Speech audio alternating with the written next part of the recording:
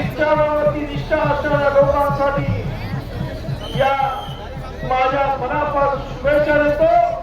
त्याच पद्धतीनं आज आपण या इथे लाखोच्या संख्येने जमलेलो आणि उद्या प्रचंड मोठा जनसमुदाय या आंबेडकरी विचारावरती निष्ठा असणाऱ्या लोकांसाठी या माझ्या मनापासून शुभेच्छा देतो।